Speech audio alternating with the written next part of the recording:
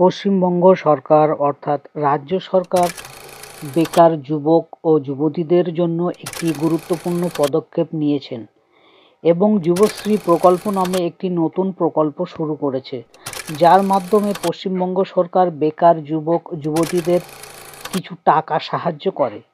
প্রতি বছর এই রাজ্যে 1 লক্ষ বেকার যুবক যুবতীদের এই ভাতা দেওয়া হবে। এমপ্লয়মেন্ট ব্যাংকের মাধ্যমে 2013 সালের অক্টোবর মাসে শুরু হয় এই প্রকল্প অর্থাৎ যুবশ্রী প্রকল্প। যদিও এই প্রকল্পটি প্রথম ঘোষণা করা হয় 2013 সালের 29 আগস্ট ঘোষণা করা হয়, তখন এর নাম ছিল যুব উৎসাহ প্রকল্প। পরবর্তীতে 18 সেপ্টেম্বর একটি বিজ্ঞপ্তির মাধ্যমে এর নাম পরিবর্তন করে রাখা হয় যুবশ্রী প্রকল্প। এরপর 2013 সালের 1 অক্টোবর থেকে এই প্রকল্পের উপভোক্তাদের আর্থিক সহায়তা প্রদান করা হয় পশ্চিমবঙ্গ রাজ্য সরকার থেকে। এবার আসুন জেনে নিই কারা কারা এই প্রকল্পের জন্য আবেদন করতে পারবেন। এই প্রকল্পে আবেদন করতে হলে আবেদনকারীর বয়স 18 থেকে 45 বছরের মধ্যে হতে হবে। তো 2021 সালের বা 2023 সালের 1 এপ্রিলের হিসেব অনুযায়ী বয়সের পরিমাপ করতে হবে।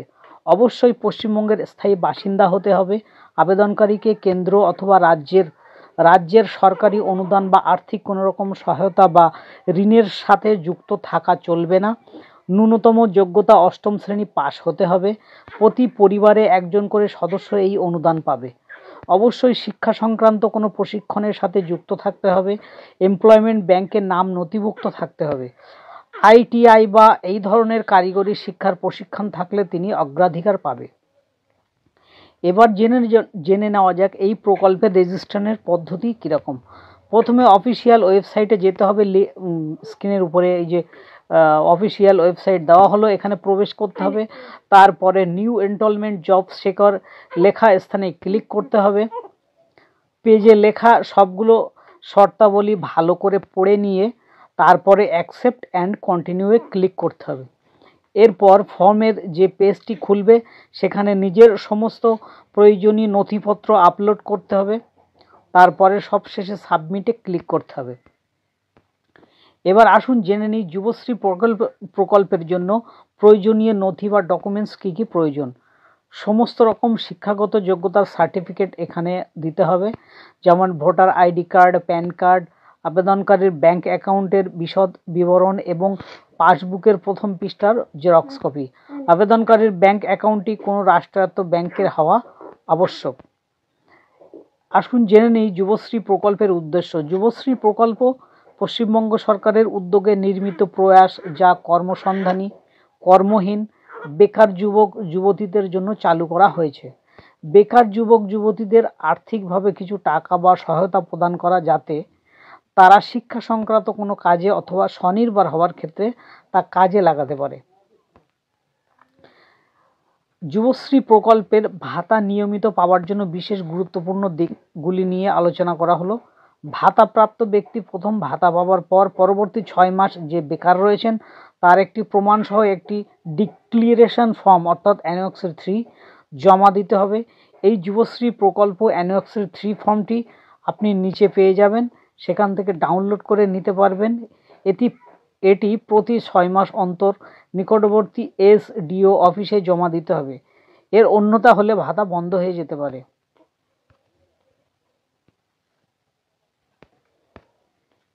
এবার আসুন জেনে নেওয়া যাক কারা এই প্রকল্পের আওতাভুক্ত নন, অর্থাৎ কারা এই প্রকল্পের নাম নথিভুক্ত করতে পারবে না।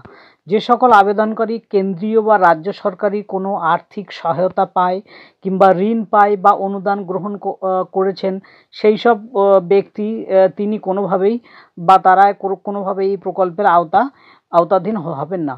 2 নম্বর, এমপ্লয়মেন্ট এক্সচেঞ্জে অফিসের নাম নথিভুক্ত করা না থাকলে তিনি এই প্রকল্পের আবেদনের জন্য অযোগ্য বলে বিবেচিত হবেন। 3 নম্বর, পশ্চিমবঙ্গের বাইরে অন্য রাজ্যের বাসিন্দা হলে এই ভাতা পাবেন না। 4 নম্বর, অনুত্তীর্ণ 8ম শ্রেণী থাকলে বা 8ম শ্রেণীর নিচে থাকলে এই ভাতা পাবেন না। আর 5 নম্বর পয়েন্ট, 18 থেকে 45 বছরের কম বা বেশি থাকলেও এই ভাতা পাওয়া যাবে না।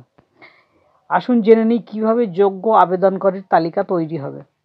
ফার্স্ট কাম ফার্স্ট সার্ভার এই নীতিতে অনুদান দেওয়া হবে।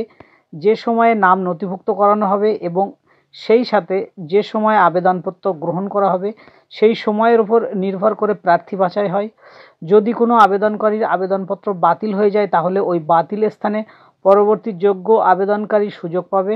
প্রতি বছর সব মিলিয়ে সর্বোচ্চ 1 লক্ষ বেকার সদস্য অনুদান পায়। কিভাবে অনুদান প্রদান করা হবে? এই প্রকল্পের ভাতা পাওয়ার জন্য যারা যারা যোগ্য তাদের অর্থ সরাসরি ব্যাংক অ্যাকাউন্টে জমা হবে। তাই এই প্রকল্পে আবেদন করার সময়ে আবেদনকারীর একটি রাষ্ট্রায়ত্ত ব্যাংকের অ্যাকাউন্ট থাকতে হবে বা তৈরি করতে হবে এবং তার বিবরণ জমা করতে হবে। তাই কিভাবে যুবশ্রী প্রকল্পে অ্যাপ্লাই করবেন সেটা দেখে নিন।